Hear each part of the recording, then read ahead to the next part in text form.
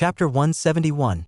The peace negotiations took place in the Grand Hall of the Amarathian Embassy in the ruins of Bogotá. Representatives from both governments gathered around a long oak table, their expressions a mix of exhaustion and determination.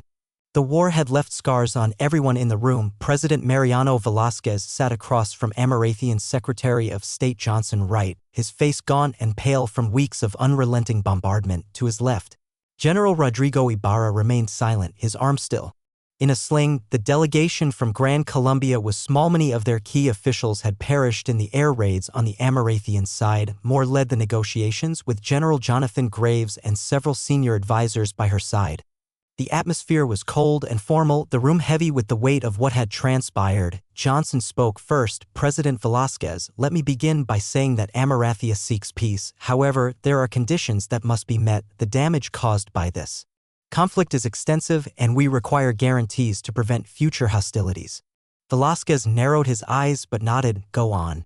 Johnson straightened a stack of papers in front of him. First, Amarathia will recognize Panama as an independent state. It will no longer be under the authority of Gran Colombia. This is non-negotiable. The room went silent. Velázquez clenched his fists under the table. Panama had been a critical part of Gran Colombia's territory and economy. Losing it would be a severe blow. He glanced at Ibarra, who gave him a subtle nod, silently urging him to stay composed. Panama is a significant concession, Velázquez said carefully, but I understand that it is part of your strategic goals. What else? Johnson's tone remained unyielding. We require territorial concessions, specifically the regions that you call the northern provinces, what we will designate as new territories under Amarathian control. These include the areas to the west and north of Bogotá, stretching toward the Caribbean coast. This will give Amarathia direct access to key trade routes and strategic ports. Velázquez's expression darkened. He knew exactly what Johnson was referring to. The territories he mentioned encompassed much of modern-day Venezuela and Ecuador. Losing these regions would fracture Gran Colombia's ability to recover economically and militarily. You're asking for the heart of our nation, Velázquez said coldly. You've already bombed our cities into rubble, killed thousands of civilians, and left our people starving. Now you want to carve up our land as well? Graves leaned forward, his voice low and steady. Mr. President, this war could have dragged on for years, costing countless more lives. The air raids were a necessity to prevent prolonged suffering. Without our intervention, this conflict would have been far bloodier. Our demands are not without reason. Velázquez's hands trembled slightly as he considered the devastation that had already befallen his country. Every instinct told him to refuse, to fight on, but there was no army left to command, no industry to rebuild it, and no allies willing to intervene. The people of Gran Colombia would not survive another month of bombardment and starvation. Johnson continued. Additionally, Amarathia will require war reparations. These reparations will be structured over the next 20 years. You will supply resources critical to our industries, oil, minerals, and agricultural goods. In return, Amarathia will provide economic assistance to help stabilize your remaining territories. Reparations? Ibarra finally spoke, his voice filled with disbelief. You've already crippled our infrastructure. How do you expect us to pay when we barely have functioning cities? We understand your current state, Moore replied coolly. The reparations are designed to ensure long-term stability and to prevent further conflicts. If we invest in rebuilding key sectors, both our nations can benefit from future trade agreements. Velázquez shook his head. Beneficial to whom? You're asking us to submit to economic dependence. You call this peace, but it sounds more like subjugation. Johnson's expression softened slightly, but her resolve did not waver. Mr. President, you have a choice. We can rebuild your nation with cooperation, or Gran Colombia can fall apart under the weight of its losses. This is a hard truth, but it is reality. Refusing these terms will only lead to more suffering for your people. The room fell silent again. Velázquez glanced at Ibarra, who gave a resigned nod. They both knew that any resistance would be futile. Amarathia had demonstrated its might, and the world had watched in silence. No nation would come to Gran Colombia's aid now. Velázquez leaned forward, his voice low but steady. If I agree to these terms, I want guarantees. My people will not be treated as second-class citizens in these newly controlled territories. There will be no forced relocations, no military tribunals targeting civilians. You will respect their rights and dignity. Johnson nodded. We can agree to that. Amarathia has no interest in unnecessary oppression. We want stability, not rebellion. Civil authorities will be established to govern the new territories, and Amarathian law will apply, but we will ensure representation for local leaders. Representation? Velasquez repeated bitterly. As if that will undo the damage you've done. We're not here to argue morality, Mr. President, Graves said firmly. We're here to ensure peace. The faster we reach an agreement, the sooner your people can begin to rebuild. Velasquez took a deep breath, letting the tension slowly leave his body. Very well. We will accept the independence of Panama, the territorial concessions, and the reparations. But I will hold you to your promises. If you betray them, you will have sown the seeds for future wars. Johnson extended his hand across the table. We have no intention of breaking our word. Let's ensure this is the last war between our nations. Velasquez hesitated for a moment, then shook his hand. The war was over, but the scars it left would take generations to heal. Stay connected through Novelbin. Calm within the week, formal documents were signed, and the treaty was finalized.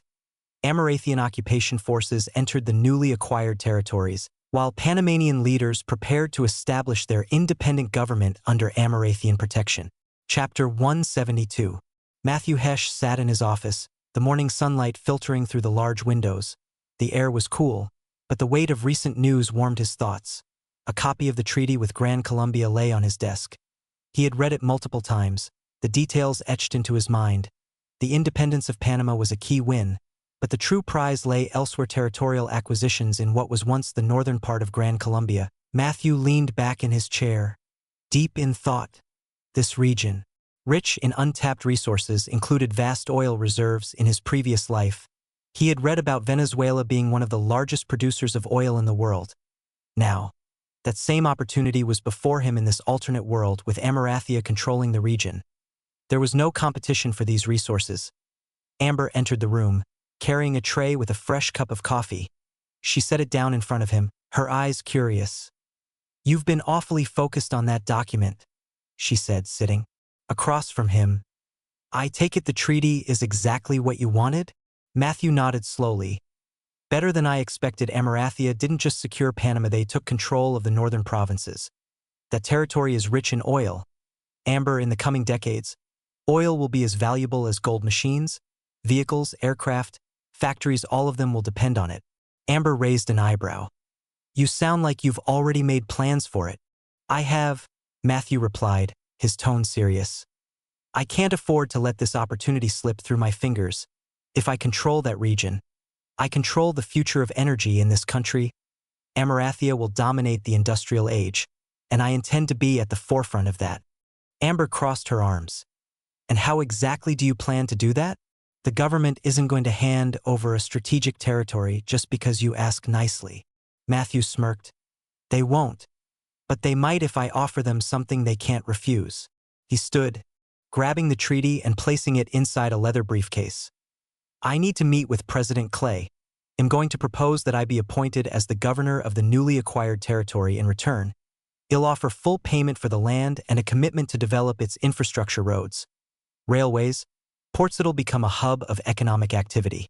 Amber's eyes widened slightly. "You're serious about this, aren't you?" "Dead serious," Matthew said.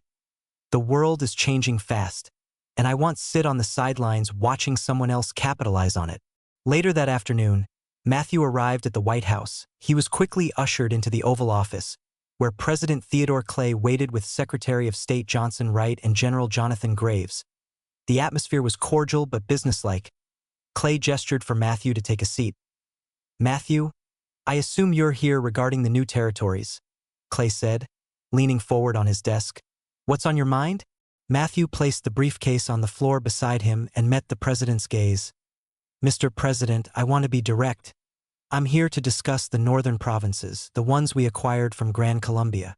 Clay nodded slowly. "Go on. Those provinces have immense economic potential." Matthew continued. "Oil reserves, fertile land, access to key trade routes. I believe that if properly developed, they could become the backbone of Amarathia's industrial expansion. However, managing and developing those resources will require expertise, investment, and long-term vision. That's where I come in." Wright folded his arms. "You're suggesting what exactly?" "I'm proposing that I be appointed as the governor of the region, Matthew said plainly. In exchange, I'm willing to pay for the land outright and commit to a comprehensive development plan. My company, Hesh Industries, will handle infrastructure projects, resource extraction, and economic revitalization. Graves frowned. You're talking about privatizing a strategic region. That's a lot of power to put in the hands of one man. Matthew leaned forward. I understand your concern, General, but let's be realistic. The government is stretched thin from the war. It'll take years to stabilize those territories, let alone develop them. I have the resources and expertise to do it faster and more efficiently. In return, Amarathia will benefit from increased tax revenue, trade, and industrial growth. Clay tapped his fingers on the desk thoughtfully. It's a bold proposal, Matthew, but there's a risk of political backlash. Some might say we're giving too much control to a private entity. Matthew nodded. I'm not asking for unchecked authority. There will be oversight, and I'll work closely with the federal government. Think of it as a partnership. Besides, we need to act quickly. Other nations are watching. If we hesitate, they'll find ways to undermine our control over the region. Wright exchanged a glance with Clay. He's not wrong. The longer we delay, the more likely we'll face internal unrest or external pressure. Clay sighed, rubbing his temples. All right, Matthew, I'm willing to consider your offer, but I want concrete terms. How much are you willing to pay? And what are your immediate priorities for the region? Matthew pulled out a set of documents from his briefcase. I've outlined a payment plan here. As for priorities, we'll start with infrastructure roads, railways, and a deep-water port near the Caribbean coast. Next, we'll establish energy production and extraction facilities. The oil fields will be operational within 2 years, providing both domestic energy and export revenue. Continue reading on Novelbin. Calm Clay reviewed the documents, his expression neutral but focused. After a long pause, he nodded. This could work. Johnson, what's your take? Wright tapped his fingers on the table. It's risky, but it's also an opportunity we can't ignore. If Matthew delivers on his promises, it'll solidify our dominance in the region. General. Clay turned to Graves. Graves sighed. As long as there's strong oversight, I'm on board. But I want a clear commitment to security measures. That region is still unstable. Matthew nodded. Agreed. I'll fund and train a regional security force to maintain order and protect key assets. Clay leaned back in his chair. All right, Matthew, we have a deal. You'll be appointed as the governor of the northern provinces, but remember this is a high-stakes operation. We're trusting you to deliver. Matthew stood and extended his hand. I won't let you down, Mr. President. Clay shook his hand firmly. See that you don't. Amarathia's future depends on it. Chapter 173. Matthew Hesh and Amber boarded a sleek Amarathian military transport bound for the newly acquired northern provinces. The hum of the aircraft's engines was a steady reminder of the technological superiority that had secured Amarathia's victory. Seated near the window, Matthew gazed down at the landscape below. Endless stretches of jungle, rivers, and rugged terrain that would soon be transformed into a hub of industrial power. Amber, seated beside him, tapped on a clipboard filled with logistical plans. So, what's the first order of business when we land? Surveying the oil fields, Matthew replied without hesitation. I've brought a team of inspectors with expertise in petroleum extraction. We need precise assessments of where to drill, where to build refineries, and how to lay down transport routes. The faster we can start production, the better. Amber nodded. You've got everything mapped out. I assume you're expecting some resistance, though. I'd be naive not to, Matthew admitted. There are still factions loyal to Grand Columbia. Some of them might see this as occupation, and we can't rule out the possibility of sabotage. That's why I've arranged for security forces to accompany us. Amber glanced toward the back of the aircraft, where several armed Amarathian security contractors and soldiers sat in silence, checking their gear. Good call. We can't afford delays, not with other nations watching how we handle this. Matthew leaned back in his seat and exhaled slowly. Well, show them we're serious. This region is going to be a showcase of Amarathian industrial might. The pilot's voice crackled over the intercom. Governor Hesh will be landing in 15 minutes. Prepare for descent. Amber raised an eyebrow. Governor Hesh still getting used to that title? Matthew chuckled. It's just a title. The real work starts now. The aircraft touched down at a makeshift airstrip near a former Grand Columbian military outpost. The area had been secured by Amarathian forces, but signs of recent conflict were evident: burned-out vehicles, craters from artillery fire, and hastily repaired barracks. A group of local officials, soldiers, and engineers waited to greet them as the transport ramp lowered. Matthew and Amber stepped onto the tarmac. The heat and humidity hit them immediately, making Matthew wipe his brow with a handkerchief. General Carter Hayes, the commanding officer overseeing security in the region, approached with a brisk salute. Governor Hesh, welcome to Fort Nueva Esperanza, Hayes said. We've secured the primary oil fields and key infrastructure points in the area. My men are on high alert for any hostile activity. Thank you, General, Matthew replied, shaking his hand. I appreciate the work you and your team have done. You'll need regular updates on security conditions, especially near the drilling sites. Understood. We've already neutralized a few small groups of armed rebels in the area. Nothing serious yet, but it's best to stay cautious, Hayes said. Amber gestured toward a group of inspectors unloading equipment from the aircraft. The oil survey team is ready to get started. We'll need guides to take us to the primary sites. Hayes nodded. I've assigned a detachment to escort you. The main oil fields are about 20 miles east of here, near a region the locals call Cerro Negro. It's been untouched for years, so there's a lot of ground to cover. The convoy departed from the airstrip in armored vehicles. Matthew, Amber, and the inspectors sat in one of the lead trucks, bouncing along a rough dirt road carved through the dense jungle. Soldiers stationed on the truck's gun mounts scanned the surroundings.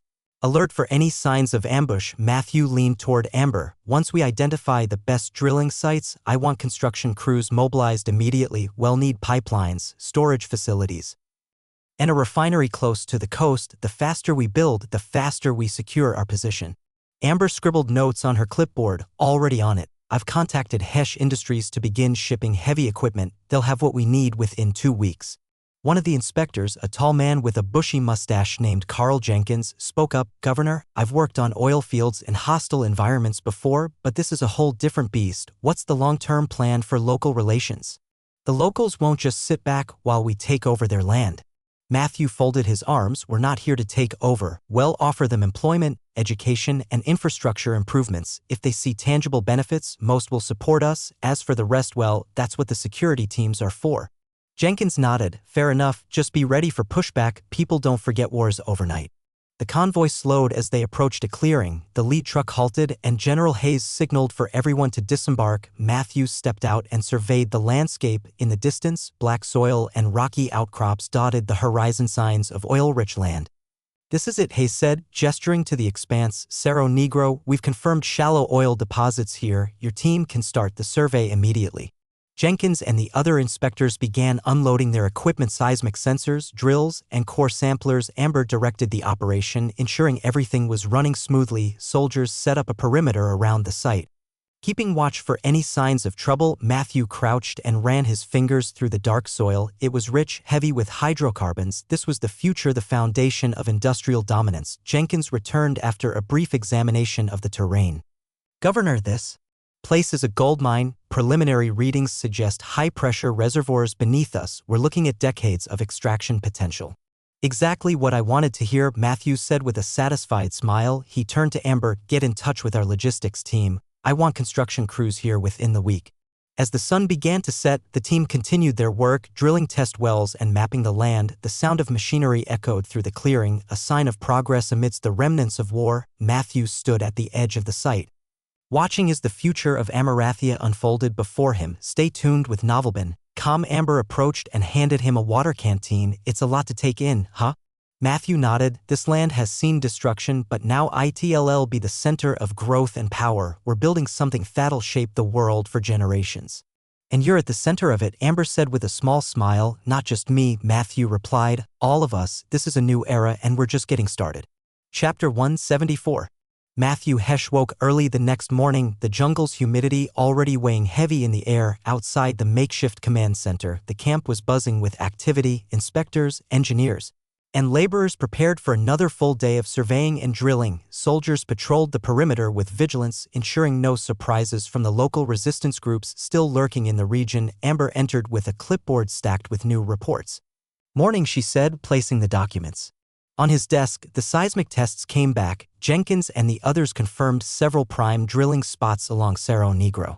Matthew glanced at the highlighted areas on the map. Good. This will give us a head start on extraction. Are the construction crews en route?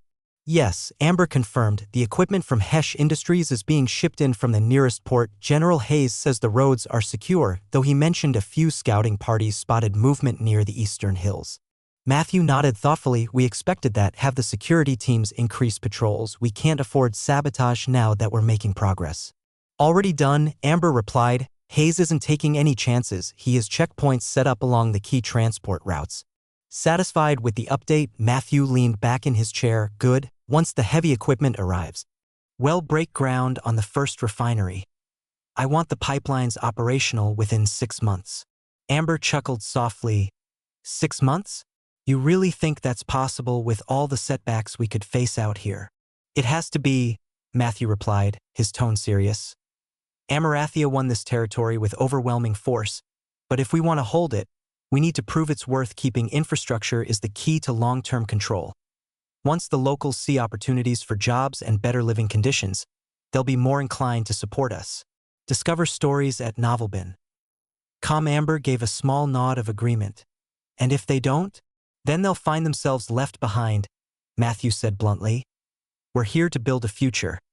They can either be a part of it or be irrelevant. Either way, this project moves forward.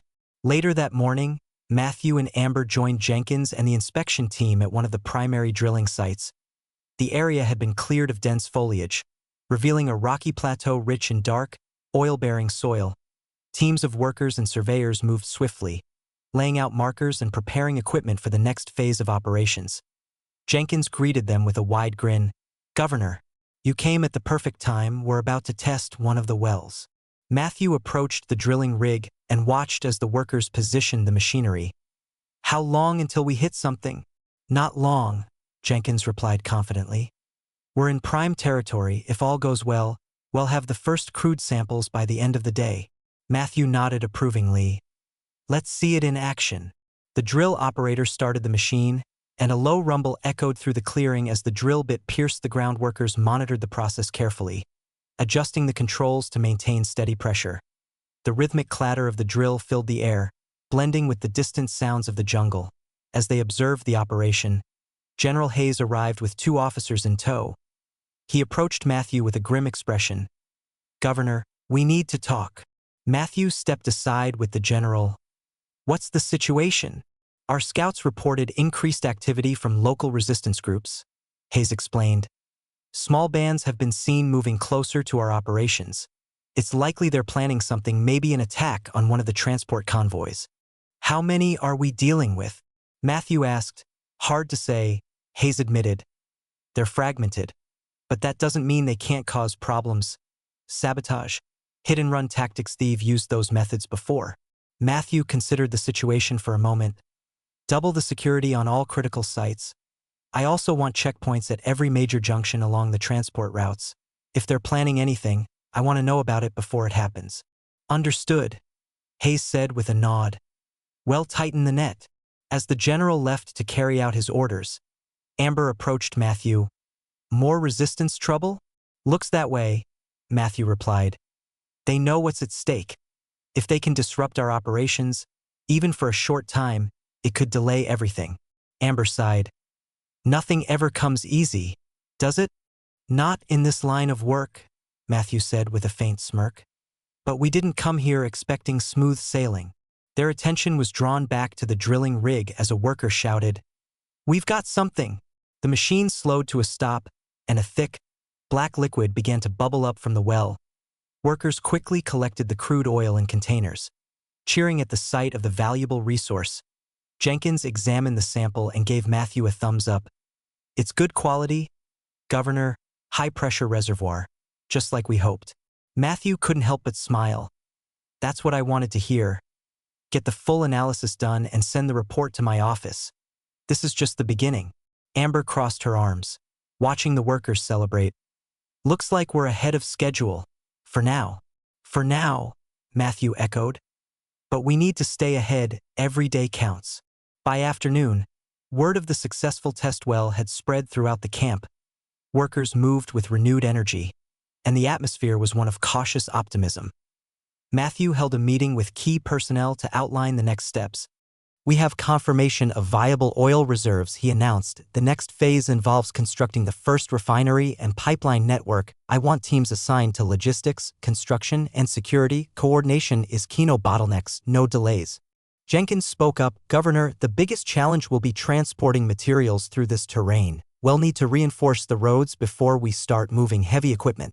I've already authorized additional construction crews for that, Matthews said. Amber, you'll oversee the supply chain. I want daily updates on progress.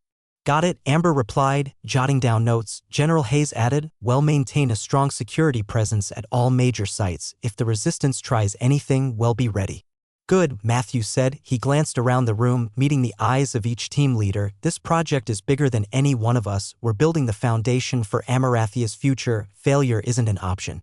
As the meeting adjourned, Matthews stepped outside and took a deep breath. The sun was beginning to set, casting a warm, golden light over the camp. The jungle stretched out before him, vast and untamed, a reminder of the challenges ahead. Amber joined him. Her expression thoughtful. You think we'll really pull this off? We have to, Matthew replied simply. This isn't just about oil, it's about control, influence, and shaping the future. If we succeed here, Amarathia will dominate the global stage. And if we don't? Matthew's gaze hardened. We will. Chapter 175. The following week, Governor Matthew Hesh issued a series of administrative and economic reforms aimed at stabilizing and revitalizing the newly acquired Northern Territories. His first public announcement was made in the town square of Nueva Esperanza, a recently renamed settlement near the largest oil field. The people gathered cautiously, many still harboring deep resentment and fear after the war. Armed Amarathian soldiers kept a discreet watch over the crowd, though Matthew had ordered them to maintain a non-threatening presence. Standing on a makeshift podium, Matthew addressed the crowd with a steady voice. Amber stood by his side, along with local officials he had appointed to serve in key positions. Translators were on hand to ensure his words reached every ear. Citizens of this territory, Matthew began, his tone firm but measured. I know that recent events have brought pain and hardship. Your homes, your families, and your way of life have been shaken by conflict, but today, I stand before you not as a conqueror, but as someone who believes in building a future together. We have an opportunity to create prosperity in these lands, an opportunity one want to share with you. The crowd murmured in confusion and skepticism. For many, the idea that Amarathia would bring anything other than occupation and exploitation seemed absurd. Matthew continued, starting today, new reforms will be enacted to ensure economic stability and growth. The first of these reforms is the establishment of a fair labor system. Anyone willing to work will be given opportunities in infrastructure projects, agriculture, and the development of local industries, including our expanding oil operations. Wages will be competitive and skilled labor will be prioritized for training programs. The mention of wages and training caught the attention of several locals in the crowd. A middle-aged man near the front, a former dockworker named Miguel Alvarez, stepped forward. Governor, Miguel called out, his voice cautious but clear. We've heard promises before from foreign powers. They take our resources and leave us with nothing. How do we know you won't do the same? Matthew met Miguel's gaze without hesitation. That's a fair question, and I won't deny your right to be skeptical, but let me tell you this. We need each other. Amarathia wants this region to thrive because it benefits us both. The oil and industries here will drive prosperity for generations, but that can only happen if the local population is invested in the success of these projects. I won't succeed unless you do. More murmurs rippled through the crowd, but now there were glimmers of cautious optimism. Miguel nodded slowly but didn't say more. Matthew moved on to the next set of reforms. To support our workforce, we're also implementing education and healthcare initiatives. Schools will be rebuilt and expanded, offering programs focused on technical skills and engineering. Our healthcare system will include new clinics staffed by medical professionals, with priority given to areas hit hardest by the war. Amber stepped forward and added, these measures aren't just words on paper. Construction of new schools and clinics begins this month. We've already allocated resources from both local revenue and Amarathian investment funds to ensure that these projects are completed on schedule. The crowd's attitude began to shift. A young woman, Maria Ortega, who had lost her brother during the bombing, hesitated for a moment before asking, and what about those of us who lost everything? Our homes, our families? Will there be any compensation?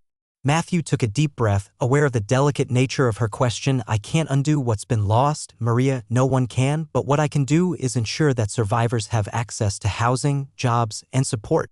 The government will assist in rebuilding homes and providing food supplies. It won't happen overnight, but we will rebuild together. Maria gave a slow nod, her expression softening slightly. The crowd began murmuring in agreement, though there were still signs of unease and mistrust building local administration following the public announcement. Matthew met with his newly appointed administrative council. The group consisted of both Amarathian officials and prominent local figures, including Miguel Alvarez, who had been nominated by the townspeople to represent their interests. The people are starting to come around, Miguel said during the meeting, but they'll need to see results soon. Words alone won't win them over. I understand, Matthew replied. That's why we're moving forward with immediate projects. Infrastructure comes first: roads, water systems, and electricity grids. We can't build industry without those foundations.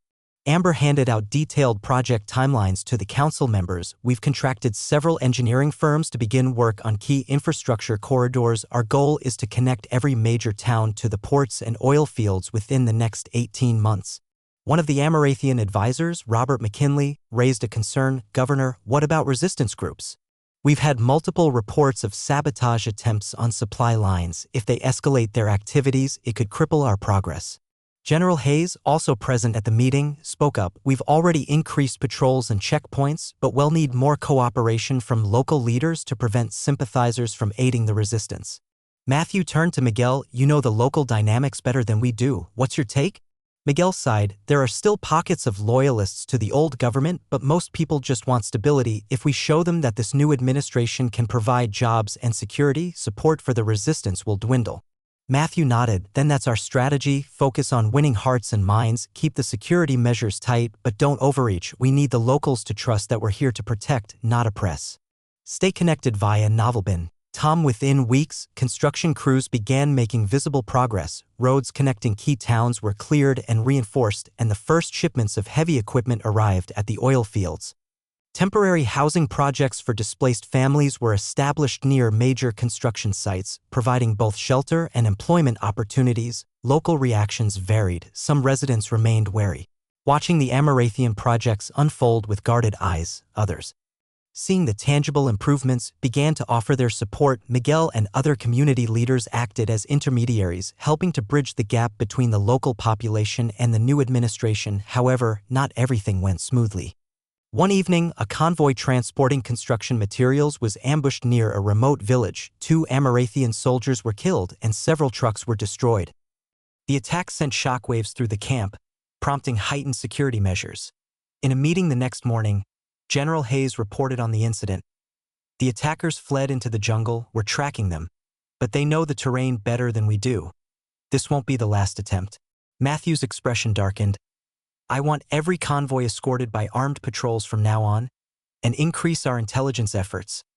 We need to know who's behind these attacks and cut off their support network. Amber added, we can't let this derail our progress. The locals need to see that we're not intimidated. They will, Matthew said firmly. This is a test and we're going to pass it. The future of this territory depends on it. Despite the challenges, the project pressed forward. The foundations of refineries, schools, and clinics began to take shape, and for the first time since the war ended, the people of the northern provinces saw a glimmer of hope for a better future. Chapter 176. The refinery buzzed with activity as workers rushed to finalize preparations for the first shipment of oil. The drills had struck rich reserves at Cerro Negro weeks ago, and now dozens of tanker trucks lined up at the newly constructed loading station. Thick black crude was being pumped into their tanks. Destined for Amarathian markets, Matthew Hesh stood on an elevated platform overlooking the refinery. The air was thick with the scent of petroleum, but to him, it was the smell of progress. Amber approached, clipboard in hand, a smile tugging at the corner of her mouth. Looks like we're finally getting somewhere, she said, nodding toward the trucks. Yes, Matthew replied, but it's only the beginning. If everything goes according to plan, this shipment will be the first of many. Amber flipped through her notes. The port's ready for loading, the Amarathian Navy provided an escort for the shipment, and we've secured priority docking rights for the next few months. Once this batch reaches the refineries in Amarathia, we'll finally be making real profits. Matthew nodded, but his expression darkened slightly. There's still one issue holding us back. Amber raised an eyebrow. The tariffs. Exactly. Matthew's voice hardened. Despite all the investments and infrastructure we've built here, the government still treats this territory as foreign soil. Every barrel of oil we ship to Amarathia is subject to import duties. It's a drain on our profits and a roadblock to the long-term success of this operation. Amber sighed. You've already spoken to the trade minister about this, haven't you? Twice, Matthew said bitterly. And all I've gotten are excuses about how it's standard procedure for unincorporated territories. If we keep paying those tariffs, it'll cripple our expansion plans. Amber gave him a thoughtful look. You're going to need to escalate this, aren't you? Matthew smirked. Oh, I'm done playing by their rules. It's time I had a word with President Clay. 2 days later, Matthew arrived at the White House in Washington. The atmosphere inside was tense, but professional President Theodore Clay had a full schedule. But Matthew's urgent request for a meeting had been granted due to his growing influence and the economic importance of the northern provinces. Matthew was escorted into the Oval Office, where President Clay and Secretary of State Johnson Wright were waiting. Clay greeted him with a firm handshake. Matthew, always a pleasure to see you, Clay said, motioning for him to sit. I hear the first oil shipment is on its way. Congratulations on reaching this milestone. Thank you, Mr. President, Matthew said, taking a seat. However, I didn't come here just to celebrate.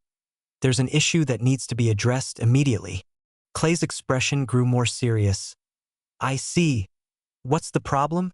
Matthew leaned forward, his tone direct. The tariffs, as you know, this territory is classified as unincorporated, which means we're being treated like a foreign exporter.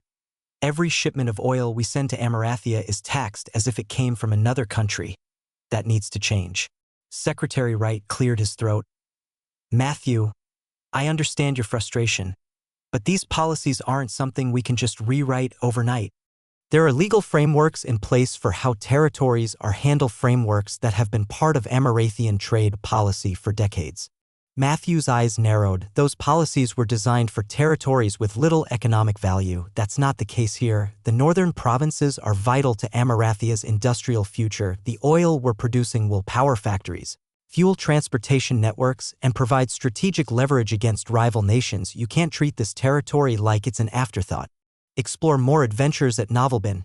Clay interlocked his fingers and leaned back in his chair. You make a strong point, Matthew, but I need to think about the political ramifications if we eliminate tariffs for one territory.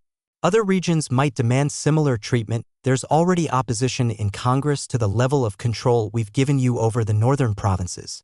Matthew exhaled sharply. With all due respect, Mr. President, you didn't win this territory through diplomacy. Amarathia bombed Gran Colombia into submission. Now you have a chance to turn that conquest into prosperity.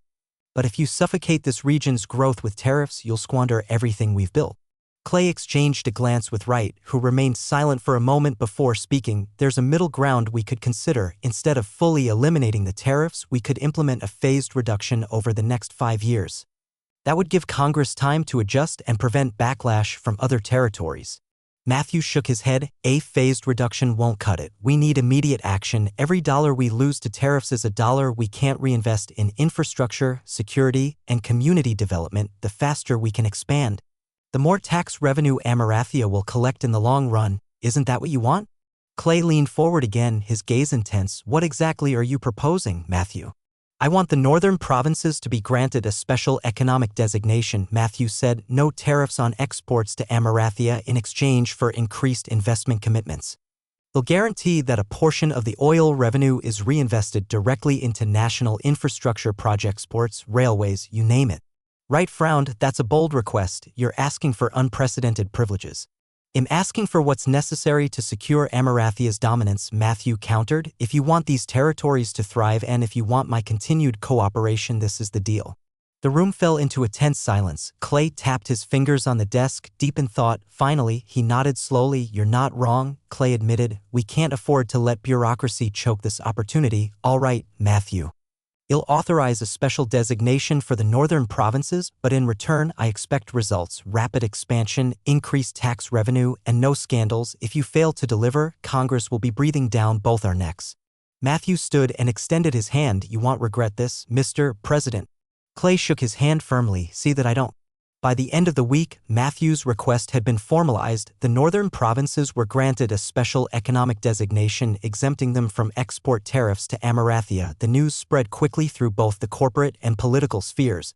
solidifying Matthew's reputation as a key player in the nation's industrial future. Back in the northern provinces, the first shipment of oil arrived at Amarathian refineries without financial penalties, marking the beginning of a new era for the region. Amber met Matthew at the refinery's headquarters with a bottle of champagne. "Looks like you did it," she said, handing him a glass. "No more tariffs, the shipments are moving smoothly and the profits are already rolling in."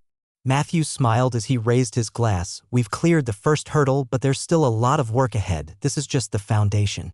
Amber clinked her glass against his. "Hey, race to building something that lasts."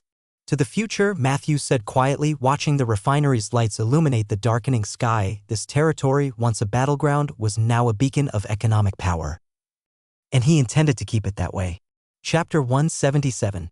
February 14th, 1892. Matthew Hesh sat at his desk, meticulously reviewing new blueprints for an advanced oil transport network. The work consumed his attention until Amber entered the room, her footsteps light but hesitant.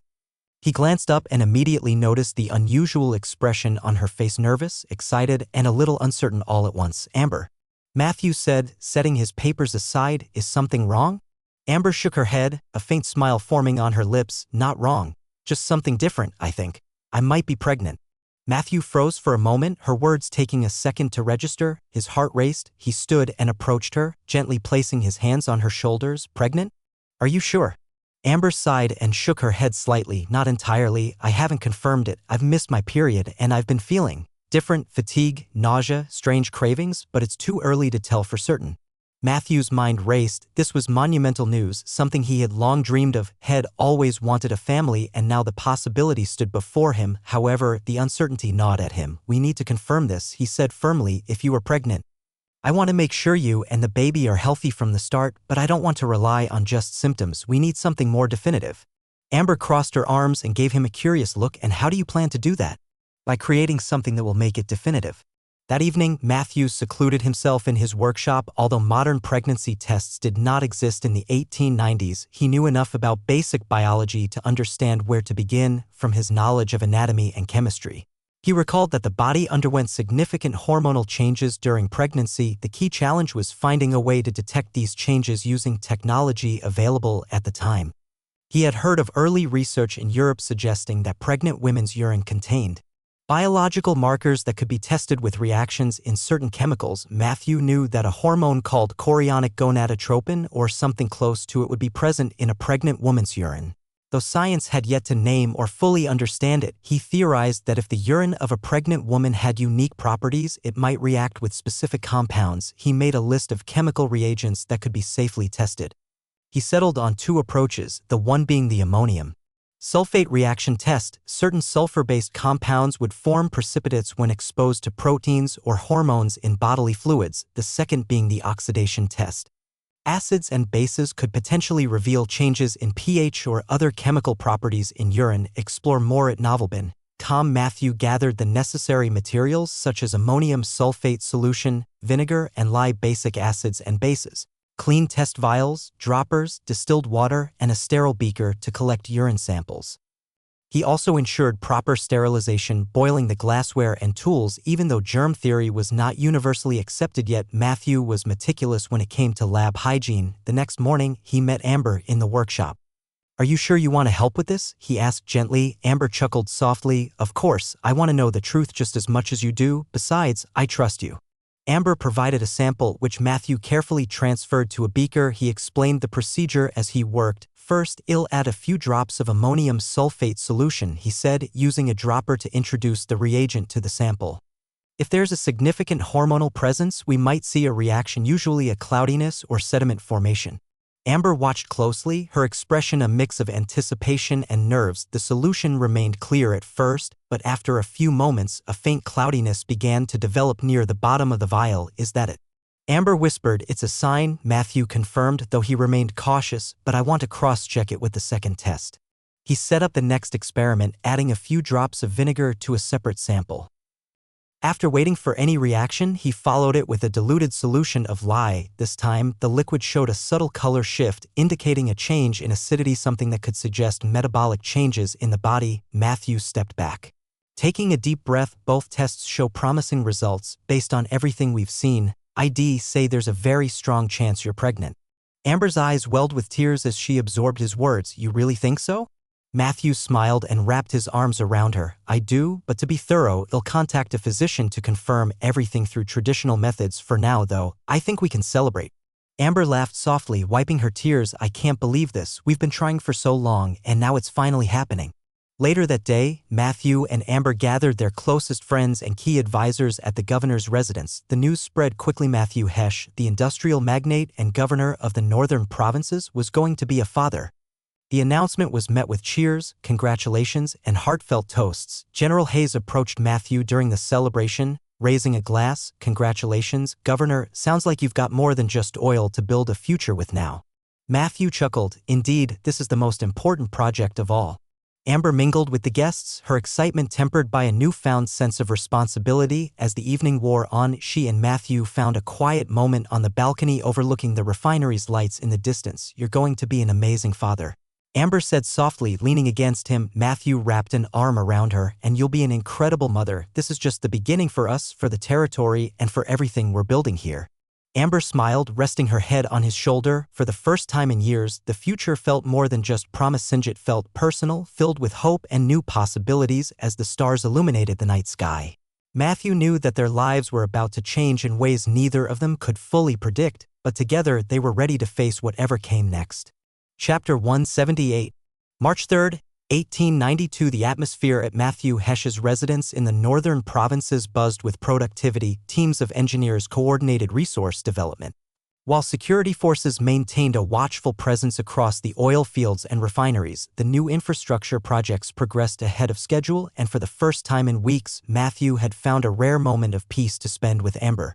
Amber was still glowing from the pregnancy news, though the confirmation from a physician was scheduled for later that week. The idea of becoming a father both excited and humbled Matthew. The possibilities of shaping not only a business empire but a family of his own gave his ambitions new purpose. His peaceful thoughts, however, were interrupted by the unexpected arrival of a distinguished guest. A man in his early 50s, dressed in a finely tailored suit, arrived at the governor's residence escorted by a team of assistants. His name was Edward Farnsworth, a well-known political strategist from Amarathia's capital. He was a man with influence, often rumored to operate behind the scenes of the country's political machine. Matthew welcomed him into the office, offering a firm handshake. Mr. Farnsworth, I wasn't expecting a visit. What brings you all the way out here?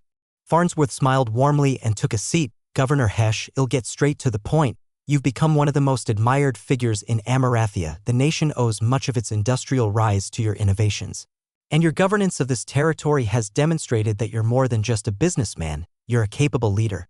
Matthew raised an eyebrow, unsure where this was leading. I appreciate the compliment, but what exactly are you implying? Farnsworth leaned forward slightly. Governor, the presidential election is fast approaching. President Clay has served his term well, but many in the party believe it's time for a new leader, someone with vision, someone who embodies Amarathia's future. We want you to run for president. The room fell silent. Matthew blinked, processing the proposal. Me? President? You can't be serious. I assure you, we are, Farnsworth replied.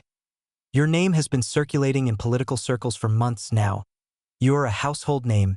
Every major publication credits your innovations for transforming our economy. Foreign nations rely on Hesh Industries for technology and energy. You've achieved what many thought impossible, making Amarathia the world's dominant industrial power. Matthew stood and walked over to the window, staring out at the horizon where the refinery's smokestacks rose in the distance. Had always been ambitious, but this was a different level altogether. I'm an industrialist, Mr. Farnsworth, a businessman. I don't have political experience beyond managing this province.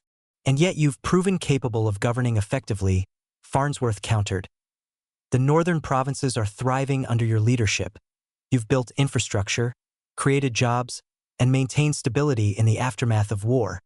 Those are qualities we need in the nation's highest office. Matthew crossed his arms, his mind racing with possibilities and doubts. Why me? There are other politicians who have been preparing for this their entire careers. Amarathia doesn't need another career politician, Farnsworth said bluntly. It needs a leader who understands industry, technology, and the needs of the modern world. Someone who can take us into the 20th century with strength and innovation. You're that leader. Later that evening, Matthew shared the news with Amber as they sat together on the balcony. They want you to run for president? Amber repeated, her tone a mixture of shock and intrigue. Apparently, unpopular enough to be considered. Matthew replied with a sigh. It's flattering, but it's also overwhelming. I didn't expect this. Amber reached for his hand, giving it a gentle squeeze. I can see why they'd ask. You've changed the country, Matthew. People respect you. They trust you. But the question is, do you want this? Matthew stared at the distant refinery lights, contemplating her question. I never imagined myself in politics, but if I could lead Amarathia, I could shape policies that would benefit industry, science, and education for generations. We could secure our position as the world's most advanced nation. Amber nodded thoughtfully. You've always been a visionary. If anyone can handle the pressures of leadership, it's you. But this decision affects both of yous and our future family. We need to be sure. I know, Matthew said softly. There's still time before the filing deadline. I'll give it serious thought. The next day, Matthew convened a meeting with his closest advisors, including General Carter Hayes, Jenkins, and Amber. He explained Farnsworth's proposal, gauging their reactions. I think you'd be a strong candidate, General Hayes said without hesitation. You've proven your leadership here, the military trusts you, and your influence in the industrial sector is unmatched. Jenkins nodded in agreement. The nation looks up to you if you run. I think you'd win by a landslide. Amber chimed in, her voice steady. It's a huge responsibility, Matthew, but I believe you're capable of carrying it. Just make sure you're doing it for the right reasons. Matthew exhaled slowly. I've never been afraid of responsibility. If I accept, it'll be running on a platform of innovation and growth. Amarathia's strength lies in its industries and technological advancements. We need policies that support progress. What about your business empire? Jenkins asked. Running a nation is a full-time job. I'll delegate more responsibilities to trusted executives, Matthew replied. Amber will oversee some operations, and Hesh Industries has a strong management structure in place. Over the following days, Matthew's mind was a whirlwind of calculations, scenarios, and possibilities. He consulted with legal experts on the logistics of transitioning from business leadership to political office. By the end of the week, he made his decision. He summoned Farnsworth back to his residence. I've thought it over, Matthew said, his voice firm. I'll run for president. I've thought it over, Matthew said, his voice firm. I'll run for president. But understand this, I won't play political games. I'll lead with integrity and focus on the future. If that's a problem for the establishment, they can find someone else. Farnsworth grinned, shaking Matthew's hand. You'll have our full support. Welcome to the race, Governor Hesh. Stay connected through Novelbin. Calm as Farnsworth departed, Matthew stood with Amber on the steps of their residence. You're really doing it? Amber said softly, a hint of pride in her voice. I am, Matthew confirmed. This isn't just about me anymore. It's about building a legacy for us, for our child, and for the nation. Amber smiled. Then let's change the world. Chapter 179. March 10, 1892, the news spread like wildfire across Amarathia. Newspapers printed bold headlines in every major city. Matthew Hesh declares candidacy for president. Industrial giant enters the political arena. Governor of northern provinces to shape Amarathia's future. In the capital, reporters rushed to deliver the story on every street corner. Crowds gathered around kiosks, reading the news with astonishment and excitement. Discussions broke out in coffee houses, factories, and public squares as citizens shared their reactions. At a bustling steel mill in Sylvania, workers huddled together during a break, newspapers in hand. One worker, a burly man covered in soot, shook his head in disbelief. Hesh? The same Hesh who built those oil refineries and introduced those new steam-powered trucks. Yeah, another worker chimed in. The man's a genius. They say he's the reason we're exporting more than ever. Those refineries in the northern provinces are pumping out oil like water. I heard he started from nothing, a younger worker added. Turned his inventions into a business empire. Maybe he's exactly what we need to fix the economy and keep things moving. A foreman, wiping sweat from his brow, nodded thoughtfully. The man knows industry. That's for sure.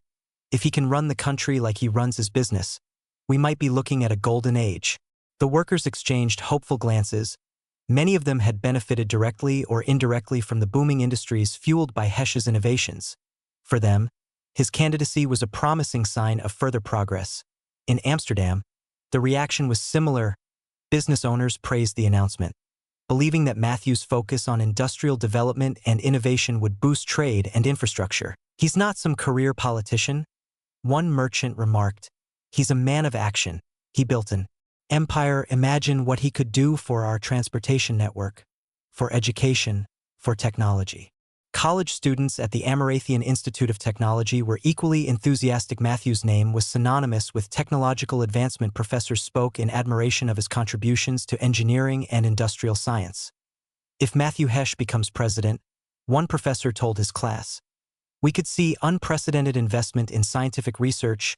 Imagine the possibilities: new factories, new inventions, even airships becoming a reality. Students cheered at the prospect, their imaginations running wild. However, not everyone was pleased with the news. In the halls of Amarathia's political elite, rival candidates reacted with dread and frustration. Senator Howard Grayson, a prominent politician and longtime contender for the presidency, slammed a copy of the newspaper onto his desk. His face was pale, his jaw clenched in fury. Damn it, he muttered, pacing his office. This changes everything. Grayson's campaign manager, a nervous man with thinning hair, cleared his throat. Sir, we still have a strong base of support. The party trusts your experience. You've served in Congress for over 20 years, Hesch is. Well, he's an outsider. An outsider who's adored by the people. Grayson shot back. Do you have any idea how many voters worship him? He's seen as a visionary, and thanks to his oil empire, half the economy revolves around his industries. The campaign manager hesitated. Perhaps we can emphasize his lack of political experience, argue that running a country isn't the same as running a business. Grayson narrowed his eyes. That won't work. The people don't care about experience anymore. They care about results. Hesch has results. Similar conversations played out among other presidential hopefuls. Matthew's candidacy had thrown the entire race into disarray.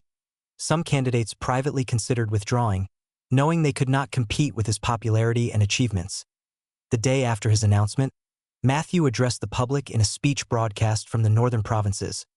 My fellow citizens, I have always believed in the power of innovation and hard work to transform lives. 4 years, we have built something extraordinary together: industries that fuel our economy, infrastructure that connects our cities, and technologies that improve how we live and work. But there is more to be done. We stand at the dawn of a new century. The choices we make today will shape our future for generations. I am running for president not just to lead, but to serve, ensure that every citizen of Amarathia has the opportunity to prosper. Together, we can build a nation where progress is not just a dream, but a reality for all. The speech was met with overwhelming praise. Across factories, offices, and homes, people cheered for a man they saw as one of their own, a visionary leader who understood their struggles and aspirations. The news of Matthew's candidacy also reached the ears of foreign leaders.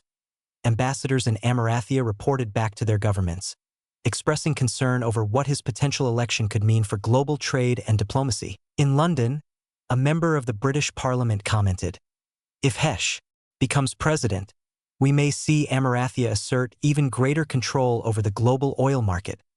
We must prepare for a world where their industrial dominance cannot be challenged easily. In Paris, government officials debated how to strengthen alliances with Amarathia. Hesch is a man of industry, one diplomat observed. If we offer trade agreements that benefit his businesses, we might secure favorable terms. The implications were clear. Matthew's rise in Amarathia had already reshaped the world economy, and his potential presidency could solidify Amarathia's place as the preeminent industrial superpower back at their residence. Amber watched the reactions unfold with a mixture of pride and apprehension. She knew how much responsibility Matthew was taking on and how intense the coming months would be. You've stirred up the entire country, she said. Joining him in his study, Matthew glanced up from a stack of letters and telegrams, most of them messages of support. It's surreal.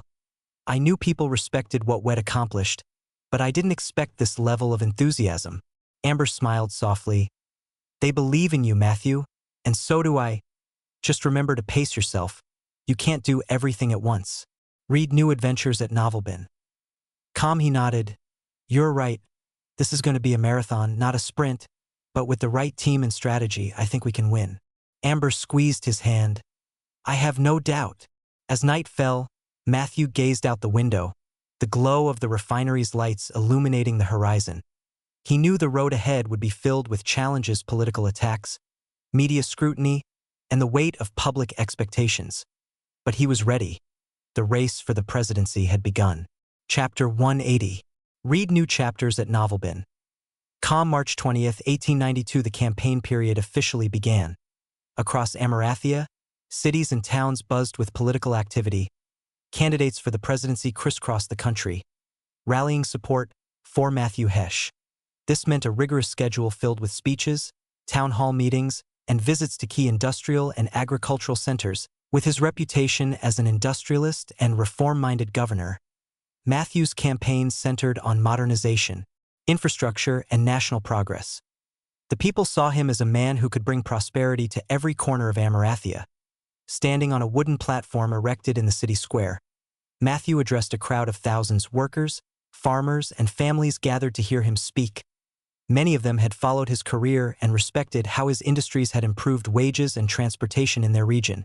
Matthew raised his voice over the noise of the crowd. My fellow Amarathians, this city stands as a testament to what industry and innovation can achieve, but I know many of you are still struggling. Your streets need better roads. Your factories need safer working conditions, and your children deserve access to education that prepares them for the future. The crowd erupted into cheers. I am not here to make empty promises, Matthew continued. I am here to offer a plan. We will invest in nationwide infrastructure, roads, railways, and ports that connect every city and town. We will modernize schools and ensure that every child, no matter where they live, has the opportunity to learn and grow, and we will protect the rights of workers so that no one is left behind in this era of progress.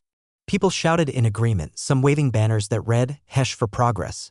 Matthew shook hands with supporters after the speech, while Amber and campaign staff coordinated logistics for the next stop in rural Kansas. The atmosphere was quieter but no less enthusiastic.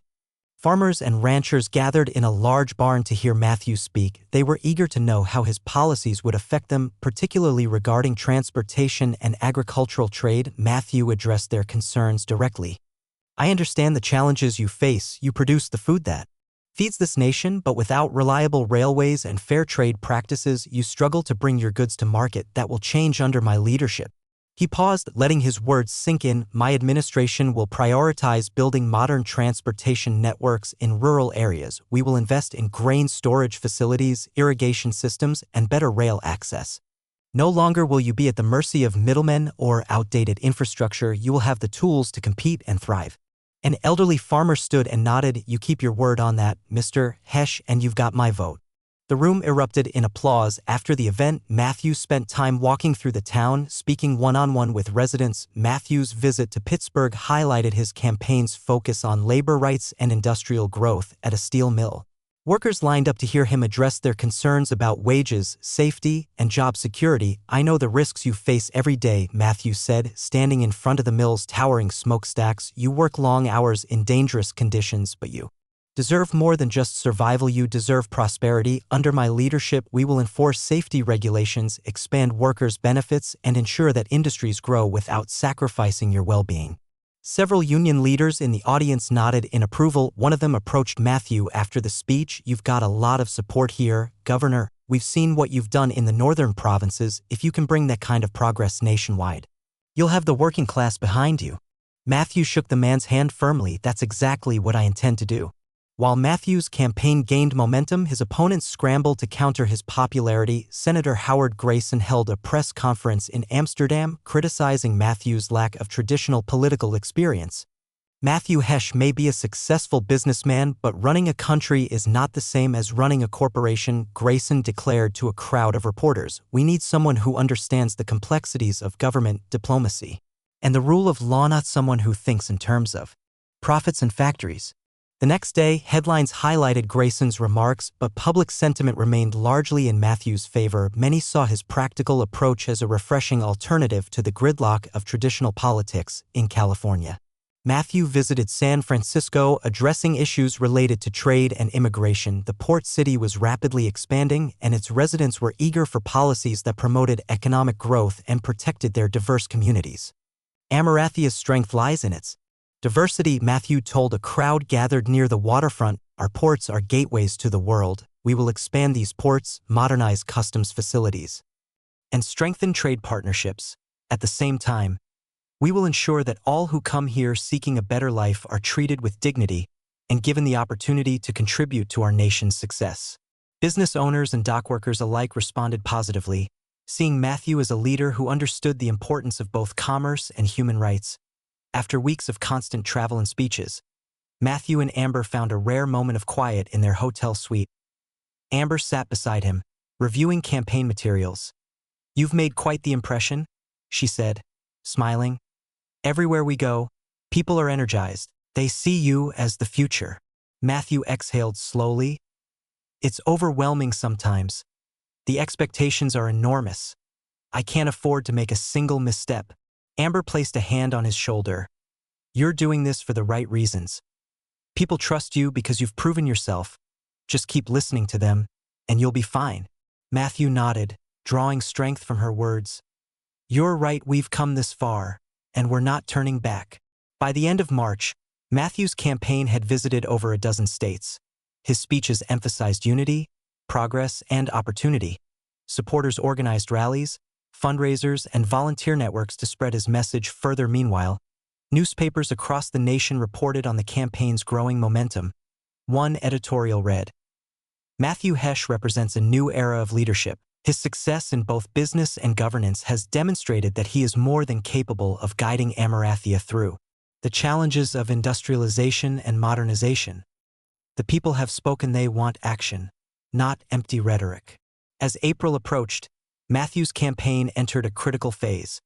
The excitement among his supporters was palpable, but the road to victory was far from guaranteed. Rival candidates intensified their attacks, and the pressures of the campaign trail continued to mount. Yet Matthew remained focused. He had built industries, transformed territories, and now he was on the verge of shaping the destiny of an entire nation. The Amarathian people had placed their hopes in him, and he was determined not to let them down.